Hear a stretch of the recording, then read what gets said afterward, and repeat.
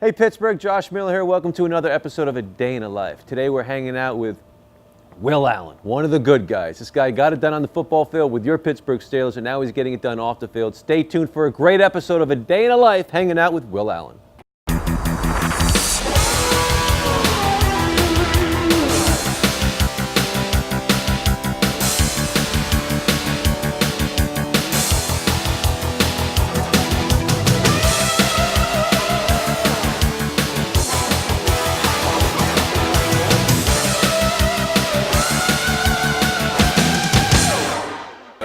I'm Will Allen, and we're here at North Hills with the Quest program, and this is a day in my life. So,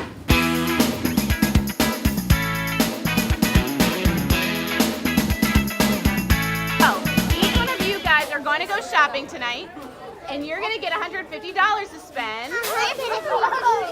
But you gotta buy presents for mom or dad or grandma or grandpa or brothers and sisters and dogs and cats, okay? No cats and dogs. Oh, you can buy for your dog. No. So you guys are gonna go around. See these big kids that are behind us?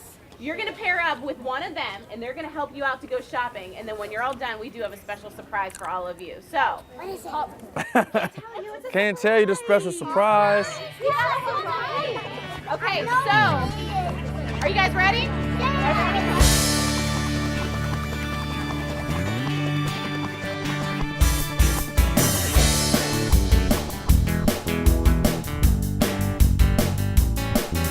You know, my heart is full. You know, it's a lot of people that came together to help this moment. You know, Kmart came through, AT&T, the Steeler Nation. You know, with our secret Steeler. You know, just the fans and everybody. It was a community effort. It just wasn't me. You know, we even had donations from Faster, which is a sports training facility here in Pittsburgh. So there's just been a lot of people come together. And for a great cause, and that's to help these kids, help them to have Christmas, and it's just phenomenal.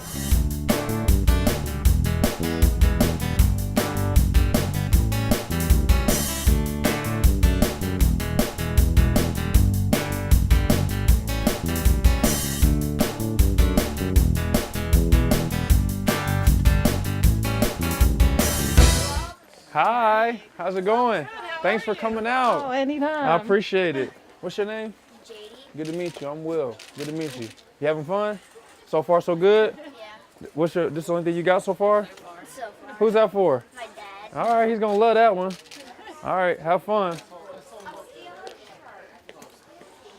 So she works in my dentist's office. Aww. And she said, I want to help out. I want to be there. Like I want to volunteer, and I want to donate too. So I was like, all right, I love it. come on out then. That's great. Everyone's in the holiday spirit. Everybody wants to help out.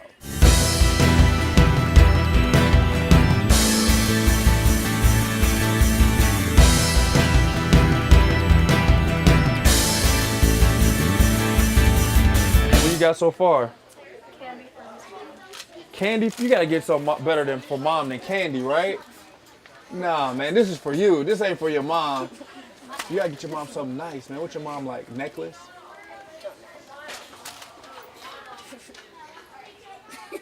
Is your mom like a bracelet?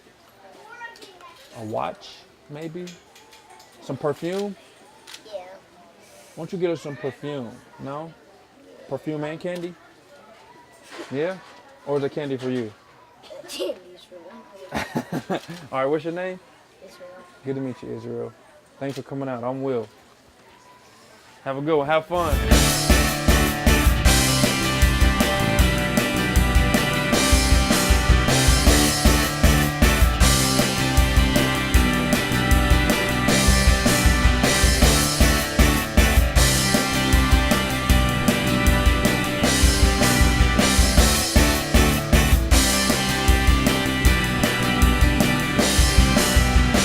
Yeah, this is our annual holiday giving program, and we're just here to give hope, help some families that are in need during the holiday season through the Boys and Girls Club, and we've been doing this for a couple of years now. It's just a great way, and also our kids from after school program, Quest program here, are kind of chaperoning or helping the kids shop. They're freshmen, and it's fun. It's a lot of fun.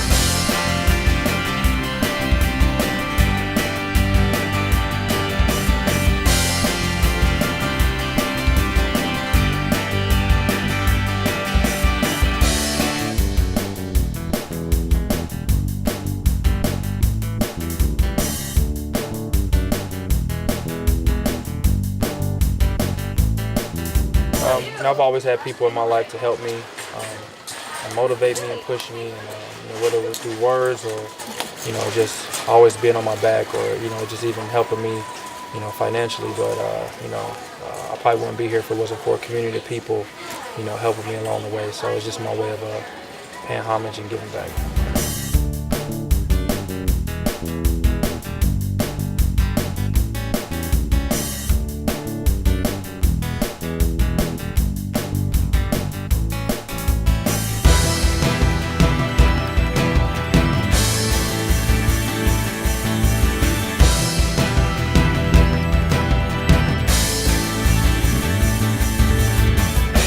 Tonight is possible for many reasons.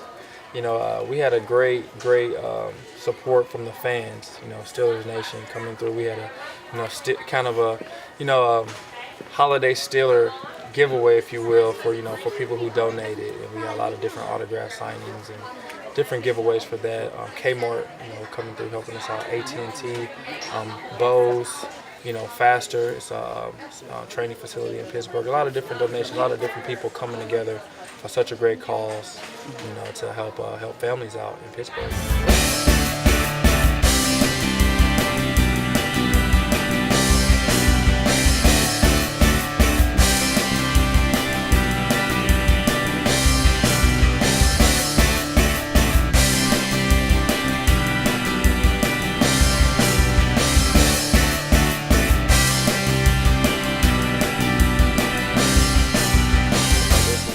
Kids are the future, and then to instill hope, to want to push them along and help their families, it means a lot, and it means a lot to me. So I'm just very thankful that we can all come together for one common cause. Awesome.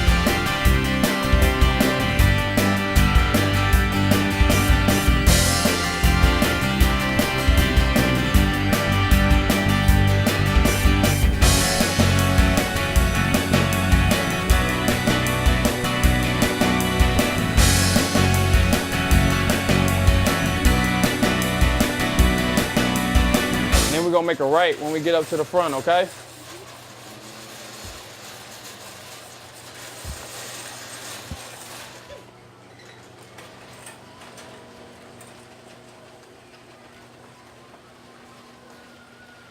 What about a feet massage? You think your mama like that? She'll love that, huh? Oh, that's sweet, right? Or a neck massage. Feet or neck? Which one? Feet? All right, let's get her that one. Sweet.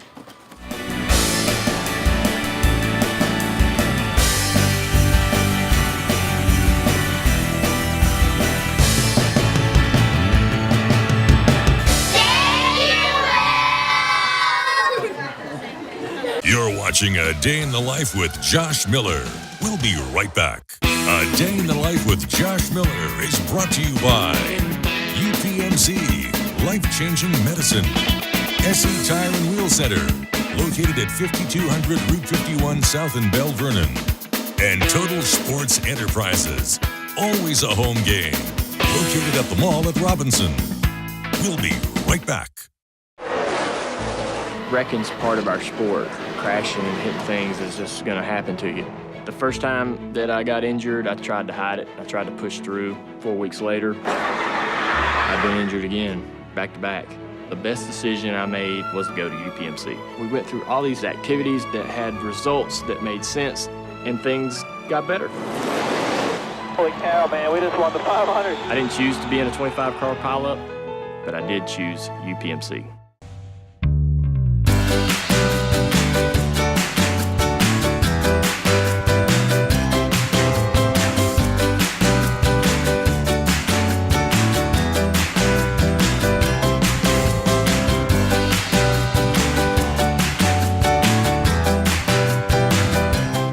Nemacolin Woodlands, a luxury getaway with a welcome twist. To make your reservation, visit nemacolin.com and expect the unexpected. Welcome back to A Day in the Life with Josh Miller. Well, welcome to A Day in the Life.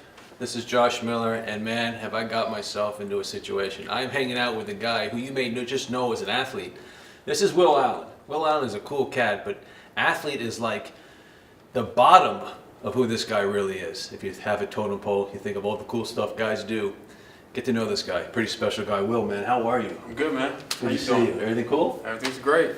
So, again, let's just start with the obvious, right? Let's just talk you as the football player.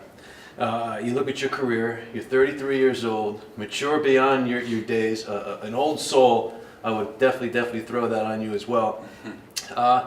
As the athlete, Will Allen growing up, what were your goals as an athlete? Really, ever since I played Pee Wee football, I just wanted to play college ball. You know, that was my dream. NFL was like so far beyond my mind. I didn't think it was something I could do.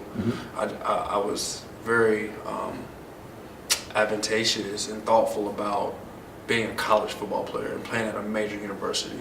I just remember seeing like the Notre Dames, Ohio States, the Florida States, like in the early 90s. Sports Illustrated, see who all these guys are. And I was just like, this is what I want to do. I want to score a touchdown, have my stomach showing, and throw my helmet off. Like, right, of course. That's what I wanted to do. But so that's when I really started thinking about football more seriously, when I got like in middle school. And then, the NFL didn't really become a reality to me until I got to college, like the end of my college career. All right, so here you are. You just took us through it a little bit. If I could just get a scholarship, if I could just get some looks, if I could just go to a university, was it any university, or were you thinking, okay, I got one circle, I got another one circle? It was really between Ohio State, Notre Dame, Michigan, and Florida State. Like I really wanted to go to those schools. Like those were like on my radar. Like those. Yeah, all right. So we're on a different page. I'm thinking Rutgers, Towson State. I'm like, all right, someone give me a preferred walk-on. All right, so you were at that level, clearly talented, good athlete. You get the full scholarship. You're off to the university. Now you're there, freshman, sophomore year. Like, you know what? If he made it, maybe I can make it. I mean, how'd that stick? I was at Ohio State and it was rough. Faced a lot of adversity. Right. And when I got there, I was 172 pounds playing safety, going against Big Ten running backs and offensive linemen. It was unbelievable. It was obviously a culture shock. I was a first team All-State. A great player in the state of Ohio. I'm like, man, I can go here and show 7,000 letters in front of the university. Right. And I got put on my butt a little bit, and I had a lot of people who mocked me and talked negatively about me and really said I wasn't going to be much. So it was a wake-up call for me to really focus in on the type of player I wanted to be, the type of man I wanted to be, but also how to face that adversity of getting knocked down and how to pick myself up from that point. Now you're at the university, now you're getting to the point where, maybe there's a chance I could play in the NFL. Did you go in, because I talked to you about being a wise soul, mature beyond your years. Usually you have to be out of the league a couple years before you kind of gather yourself the way you have and say, you know what, I'm way more than an athlete. Now it's time to really use this as a platform. Was it in college, or was it when you got to the NFL where you said, this is a platform? Yeah, it'd be great if I could play, but man, this is a platform to launch myself into the rest of my years. It was definitely in college. And I would say it was Coach Tressel that instilled that in me, and I think other players, about being a person and a man and using a platform that sports gives you outside of the sports realm. And he introduced us to philanthropy, giving back, and just how to help other people with what you have and your gifts and talents, and how to utilize it, how to network. So again, I wasn't thinking about the NFL. I didn't think I really had a shot. I was just like, I'm gonna graduate, I got my scholarship, and mission accomplished. Mission accomplished, right? Right. And eventually I'll start and play, but what I learned from Coach Tressel about using the game and using your gifts and talents for something bigger than yourself really helped me out. Wow, that's pretty cool. So now let's jump into the NFL. What was that like? What was the feeling? What was draft day like? What was when you had an idea of things were going to happen? What was the invite? Was it Tampa where you started out? Am I correct? Okay, yeah. So here you are at Tampa. Did you know it was going to be Tampa? Were the other teams saying, hey, you know what, we like what we see? How'd that work out for you? It's interesting. My junior year, I had a 4th round grade. And I was like, should I leave early or should I come back? And by this time I hadn't started. So I didn't know really what I was capable of. If I'm wait a second. I haven't started yet. And I already have a 4th round grade. Yeah. Okay, fair enough. So I was like, well, I haven't started. I don't know. Maybe I can go higher. Like, the only thing I can do is go higher from this point. So my senior year I started and it became a reality. I got drafted, 4th round. And it was bittersweet for me, I'm going to be honest. And I probably still had this chip on my shoulder where I thought I should have been drafted higher. Because there were players ahead of me that weren't as good as I was, and I knew it.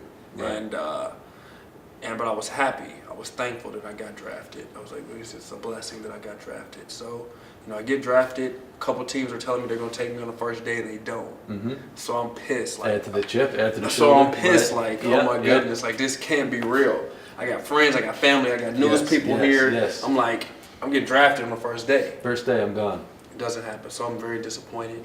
Very hurt. I still remember. And I don't even get up the next day. I'm in the bed. I'm like, forget it. Like, I don't even care no more. Right. And my dad wakes me up like, it's a phone call for you. And it's Tampa Bay. Right. And they're like, we're gonna pick you up. I'm like, all right, that's great. I'm excited. Like, you want to, Coach Gruden, like, you want to be a Buccaneer? Like that. And I'm like, yeah, I want to be a Buccaneer. Let's go. Like, of course. I was doing yesterday, but it's cool too, right? Right. But the cool and interesting story about this is Mike Tomlin was a secondary coach.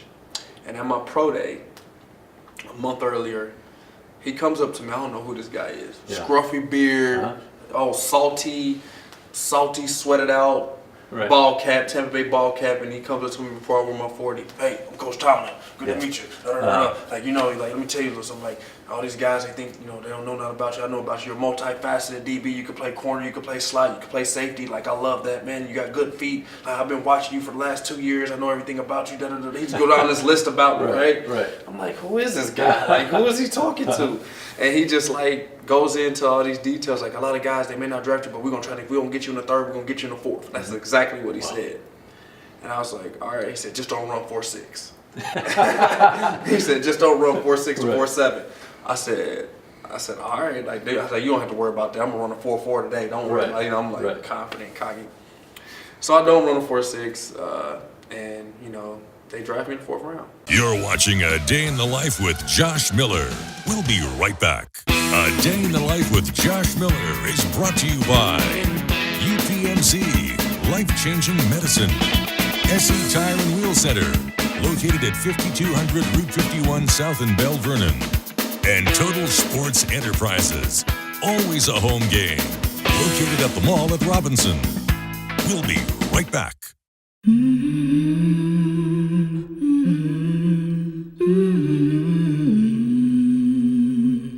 No one should have to choose between food and medicine. If you need help or if you can give it, please go to pittsburghfoodbank.org.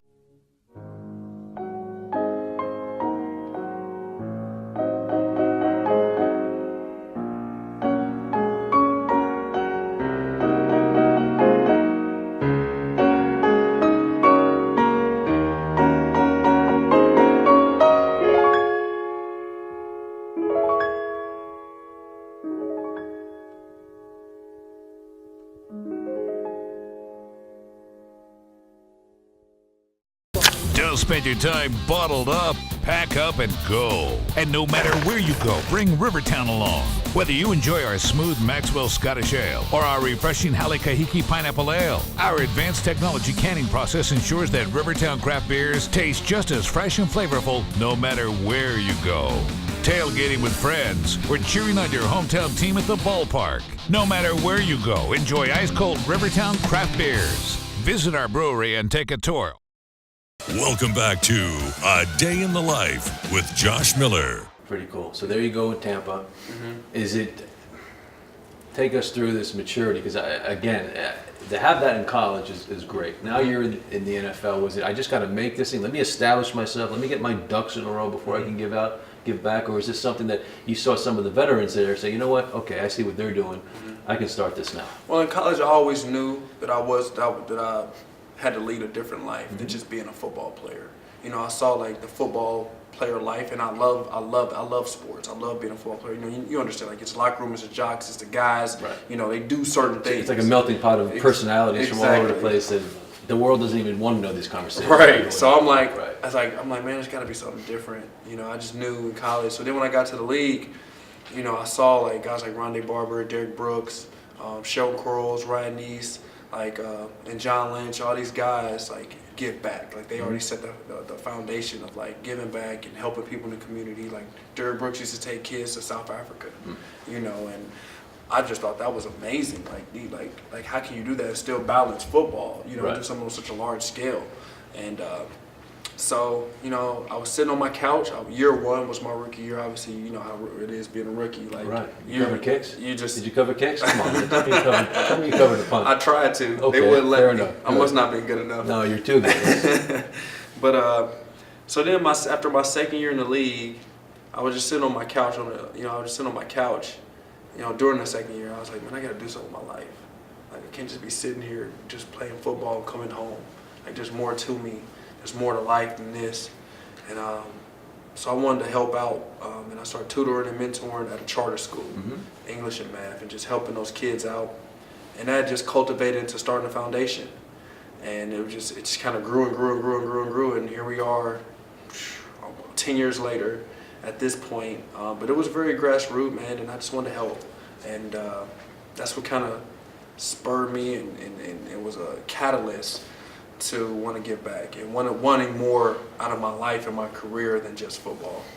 Yeah, that's pretty cool. So, and some guys I speak to, they hit you with they almost feel guilty for being as successful as they are. So they feel they have to give back, and then it's their reminder. My God, look at all these people I'm helping. Look at the hands, you know, that I was dealt. And if I could just touch them in any way and help them in any way, you feel great about it. How's your foundation, and how can people get in touch with you, and how far has it grown since that second year in the NFL? It's going great. Well, you know, I've had our peaks and valleys. You know, it's hard when you transition from one city to the next. Sure. And doing an after-school program is very difficult.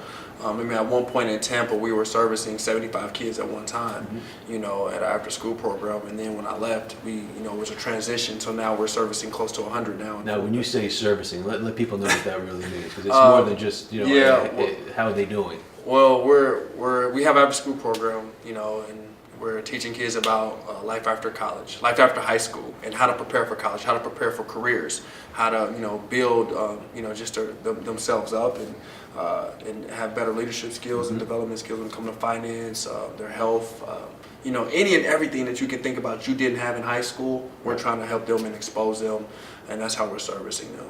That's pretty cool. Are you finding that today's kid really wants to hear that, need that? Is there that you've been there as being a pro athlete that's allowing you into these rooms where they're kind of saying, okay, this guy's got a little street cred with us, I'm going to open up a little more, maybe I can help him out? Do you find any pushback, or is it more of a it's open both. arms? Yeah? You get pushback and you get open arms, but I think that's kind of a constant over time.